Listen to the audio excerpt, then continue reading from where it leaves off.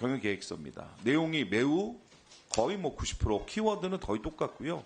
10가지 10대 전략 중에서 9가지가 똑같은 내용입니다. 사장 면접 시 우리 후보자께서 말씀 주신 내용을 보니까 이렇게 말씀하셨어요.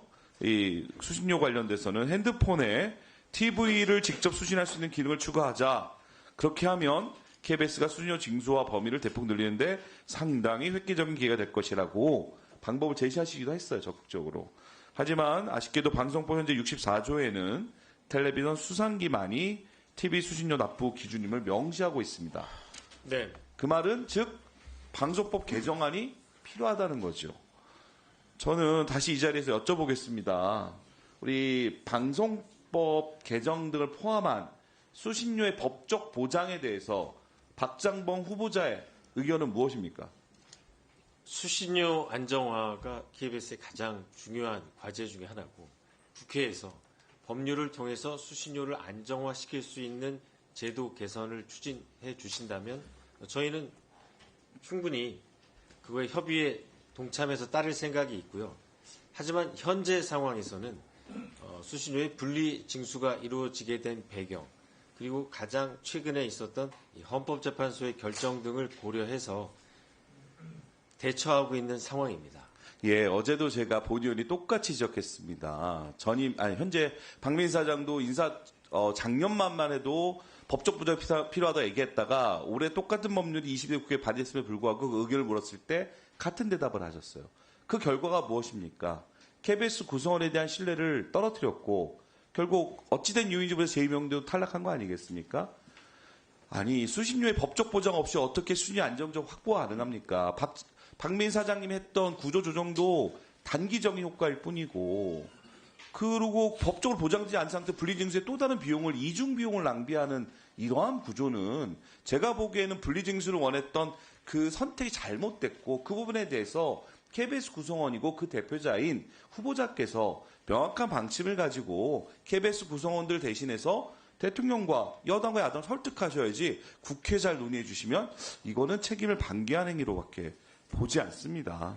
그렇기 때문에 현재 박정 후보자에 대한 KBS 내부에서의 기대가 적지 않은가. 제가 굳이 몇 프로의 반대론 이런 건 언급하지 않겠습니다. 근데 저는 단호하게 또 강력하게 요청드립니다.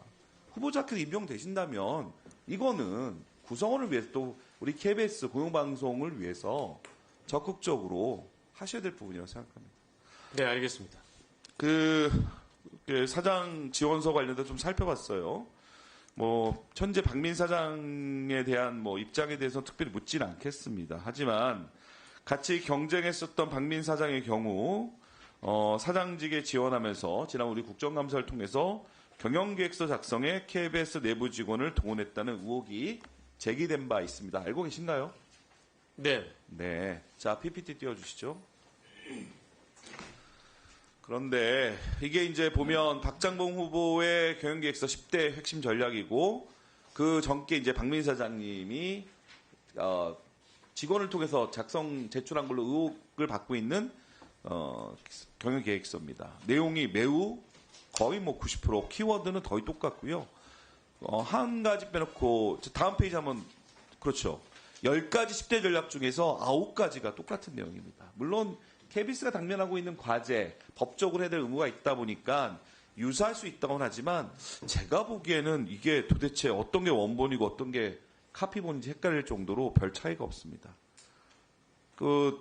제가 이걸 왜 지적하냐면 박민 사장님의 체제는 KBS 구성원 내에서도 인정받지 못했던 부분이 있고 심지어 이사회에서도 완벽하게 재신임을 받지 못한 상태에서 경영계획서 차원만 봤을 때는 박장범 후보자가 왜 KBS 사장이 돼야 되는지 이해할 수가 없습니다. 설명해 줄 수 있겠습니까? 이사회에서 결정을 하신 사안이기 때문에요. 그러면 이사회는 경영계획서는 전혀 상관하지 않고 그저 다시 말할 수밖에 없는 우리 대통령과 김건희 여사의 심기를 경호했었던 후보자에 대한 보훈 인사라도 한 것인지 의심하지 않을 수 없습니다.